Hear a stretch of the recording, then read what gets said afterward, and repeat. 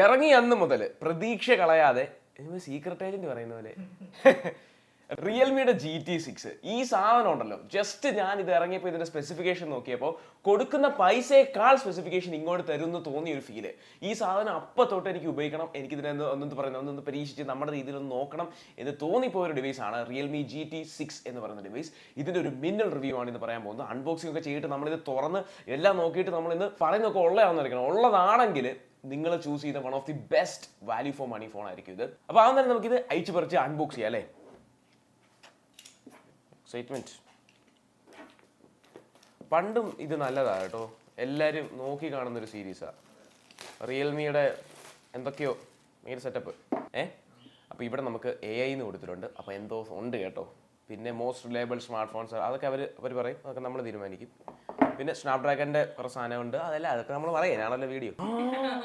ഞാൻ ഒരു കത്തി കൊണ്ടുവന്ന് താഴെ ഇപ്പം അമ്മ അത് വെച്ച് പച്ചക്കറി അരിയുന്നത്. അത് നല്ല കത്തിയായിരുന്നു. അത് ഞാൻ ഏതോ മേളയെന്ന് മേടി പൊക്കോണം ചോദിച്ചു. തുറക്കുമ്പോൾ ഒരു പെട്ടി, അറിയാലോ അതിനകത്ത് എന്തോന്നാ. മേക്ക് ഇറ്റ് റിയൽ എന്ന് എഴുതിയിട്ടുണ്ട്. ഓ നൈസ്, എഴുതി കൊള്ളാം ബാക്ക് കവർ അല്ലേ.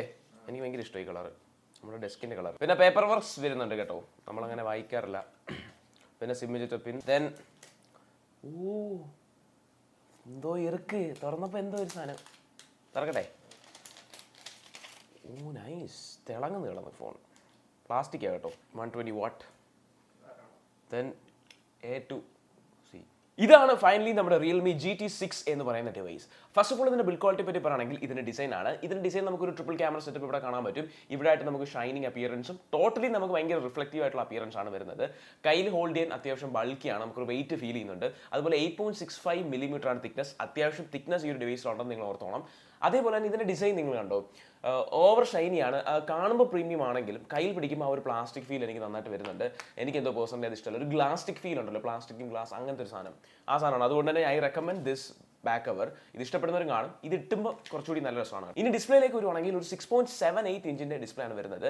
നമുക്ക് ടിപ്പിക്കൽ 1000 നിറ്റ്സ് വരുന്നുണ്ടെങ്കിലും 6000 നിറ്റ്സ് നമുക്ക് പീക്ക് ബ്രൈറ്റ്നസ് നമുക്ക് ഇതിനകത്ത് വരുന്നുണ്ട്. That's huge in this budget. അതേപോലെ തന്നെ ബെസൽസും ചിന്നും ഒക്കെ നമുക്ക് ഇതിനകത്ത് കെയർ സ്ക്രീൻ ആയതുകൊണ്ട് തന്നെ വളരെ ചെറുതാണ്. മാക്സിമം ഇതിന്റെ ഡിസ്പ്ലേ നമുക്ക് യൂട്ടിലൈസ് ചെയ്യാൻ പറ്റുന്നുണ്ട്. പഞ്ച് ഹോൾ ഡിസ്പ്ലേ ആണ്, പക്ക നല്ല ഡിസ്പ്ലേ ആണ്. അതുപോലെ ചെറിയ കെയറുമാണ് കേട്ടോ വരുന്നത്. അതുകൊണ്ട് നമുക്ക് ഡെയിലി ലൈഫിൽ യൂസ് ചെയ്യുമ്പോൾ എനിക്കെന്തോ ഒരു നല്ലൊരു ഫീൽ ഫോം ഫാക്ടറിനകത്ത് കിട്ടുന്നുണ്ട്. ആ ഒരു ആവശ്യത്തിനുള്ള കെയർ മാത്രമേ കിട്ടും. രണ്ടാമതായിട്ട് ഇതിന്റെ ക്യാമറ ഒരു 50 mega pixel triple camera setup ആണ് നമുക്കിനകത്ത് വരുന്നത്. 50 mega pixel plus 50 mega pixel plus 8 mega pixel sensors ആണ്. റിയൽമി ഇത്തവണ കുറച്ച് നമുക്ക് ക്യാമറയിൽ ഫോക്കസ് ചെയ്തിട്ടുണ്ടെന്നാണ് നമുക്ക് മനസ്സിലാക്കാൻ കഴിഞ്ഞിട്ടുള്ളത്. ക്യാമറ UI നമ്മൾ നോക്കുകയാണെങ്കിൽ ഇവിടെ കുറേ അധികം സാധനങ്ങൾ നമുക്ക് കാണാൻ പറ്റും. ഫോർ എക്സാമ്പിൾ നമുക്ക് ആക്ഷൻ മോഡ്സ് അവൈലബിൾ ആണ്, ഇൻബിൽറ്റ് ഗൂഗിൾ ലെൻസ് അവൈലബിൾ ആണ്, ഇന്റർവൽ ഷൂട്ടിംഗ് മോഡ് നമുക്ക് അവൈലബിൾ ആണ്. ഇതൊക്കെ നമുക്ക് അഡീഷണൽ ആയിട്ട് വരുന്നതാണ് കേട്ടോ. ഓട്ടോ HDR മോഡ് അങ്ങനത്തെ കുറേ സാധനങ്ങൾ നമുക്ക് ഇതിനകത്തുണ്ട്. വീഡിയോ നമ്മൾ നോക്കുകയാണെങ്കിൽ 4K at 60 FPS നമുക്ക് എടുക്കാൻ പറ്റുന്നുണ്ട്. Hats off, that's very nice. അത് ആ പ്രൊസസറിന്റെ ഗുണമാണ്. പ്രൊസസറിലേക്ക് നമുക്ക് വരാം. അതുപോലെ തന്നെ HDRന്റെ വീഡിയോ മോഡ് ഇവിടെ കാണാൻ പറ്റും. That seems interesting. അതുപോലെ തന്നെ സ്റ്റെബിലൈസേഷൻ നമുക്ക് അൾട്രാ സ്റ്റഡി വരുന്നുണ്ട്. അപ്പോൾ 1080p 60 മാറും. എന്നാലും അതൊക്കെ എങ്ങനെയാണ് സ്റ്റെബിലൈസേഷൻ വരുമ്പോൾ. അതുപോലെ തന്നെ സ്ട്രീറ്റ് എന്ന് പറഞ്ഞൊരു മോഡ് നമുക്ക് ഇവിടെ കാണാൻ പറ്റും. സ്ട്രീറ്റ് ഫോട്ടോഗ്രാഫി മറ്റില്ലാതില്ലേ, ഞാനൊരു സ്ട്രീറ്റ് ഫോട്ടോഗ്രാഫറാണ്, അങ്ങനെ അതുപോലെ നമുക്കിത് പോകാൻ പറ്റും. അതിൽ 60mm 23mm 47mm അതെനിക്ക് തോന്നുന്നു നമ്മുടെ പോർട്രേറ്റ് ലൈക്ക് കൈൻഡ് ഒരു രീതിയിൽ നമുക്ക് എടുക്കാൻ പറ്റും. അതുപോലെ പോർട്രേറ്റ് മോഡ് വേറെ ഉണ്ട്. പിന്നെ മോറിനകത്ത് നോക്കുകയാണെങ്കിൽ നമുക്ക് ഇത്രയധികം ഫീച്ചേഴ്സ് ഇതിനകത്ത് കാണാൻ പറ്റും. അപ്പോൾ നിങ്ങളിപ്പോൾ കാണുന്നത് ഇതിൽ നിന്ന് എടുത്തേക്കുന്ന സാമ്പിൾസ് ആണ്. ഇത് നമുക്ക് ഇൻഡെപ്ത് ആയിട്ട്, ഞാൻ ഇത് എടുത്തല്ലേ ഉള്ളൂ, നമുക്കിതൊന്ന് ഉപയോഗിച്ച് നോക്കണം എത്രത്തോളം ഇവർ പറയുന്നതൊക്കെ ഉണ്ട്. നൈറ്റ് വിഷ്വൽസിനും കുറേ പ്രയോറിറ്റി കൊടുത്തിട്ടുണ്ട്. അതെല്ലാം നമ്മൾ അടിച്ച് കാലേക്ക് നമ്മൾ നോക്കിയിട്ട് ക്യാമറ റിവ്യൂ ചെയ്യാനുള്ളതുണ്ടെങ്കിൽ നമ്മൾ തീർച്ചയായിട്ടും ചെയ്തിരിക്കും. ഇപ്പോൾ ഈ പോർട്രേറ്റ് കണ്ടിട്ട് നിങ്ങൾക്ക് എന്ത് തോന്നുന്നു അത് കമൻറ്റ് ചെയ്യാൻ മറക്കണ്ട. അപ്പോൾ ഇനി UI പറ്റി പറയുകയാണെങ്കിൽ നമുക്ക് ആൻഡ്രോയിഡ് 14 ബേസ് ചെയ്തിട്ടുള്ള റിയൽമി UI 5.0 ആണ് വന്നേക്കുന്നത്. ഇതിനകത്ത് റിയൽമിയുടെ കാര്യം പറയുകയാണെങ്കിൽ ഞാൻ എപ്പോഴും പറയുന്ന പോലെ ഇത് ഇമ്പ്രൂവ് ആയിട്ട് തന്നെ വരുന്നത്. Not the perfect one, but ഇത് കോൺസ്റ്റന്റ്ലി ഇംപ്രൂവ്ഡ് ആയിട്ട് വന്നുകൊണ്ടിരിക്കുകയാണ്. ക്യാമറ UI വളരെ വൃത്തിയായിട്ടുണ്ട് നേരത്തേക്കാളും. എനിക്ക് ഇഷ്ടമല്ലായിരുന്നു നേരത്തെ, ഇപ്പോൾ അത് നല്ല രസമുണ്ട് കാണാൻ. കുറേ അധികം ഓപ്ഷൻസ് ഒക്കെ വന്നിട്ട് വലിയ കുഴപ്പമൊന്നുമില്ല, സിമ്പിളായി വരുന്നുണ്ട്. ഇനി ഇതിന്റെ ഹൈലൈറ്റ് എന്തുകൊണ്ടാണ് റിയൽമി GT സീരീസ് ആൾക്കാരിലേക്ക് അട്രാക്ട് ആവുന്നത് പറയുന്നത് ഇതിന്റെ പെർഫോമൻസ് ആണ്.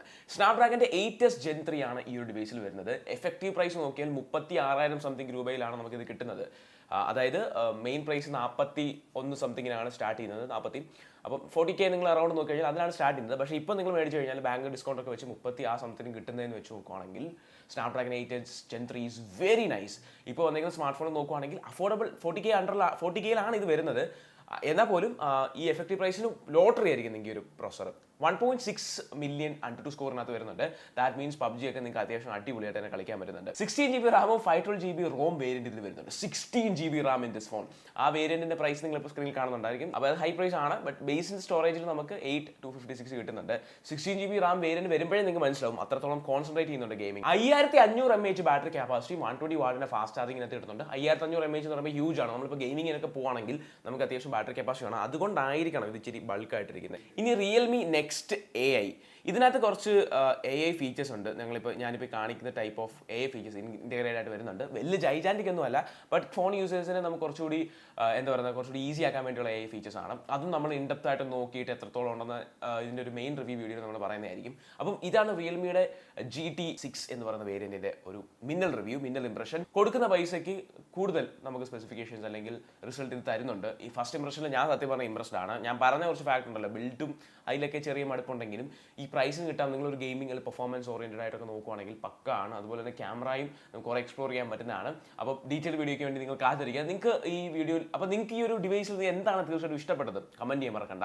അതുപോലെ എന്താണ് നിങ്ങൾക്ക് ടെസ്റ്റ് ചെയ്യണമെന്നുള്ളത് അതുകൂടെ നിങ്ങൾ കമന്റ് ചെയ്യുക. നമ്മൾ അടുത്ത വീഡിയോയിൽ നോക്കുന്നതായിരിക്കും. മറ്റൊരു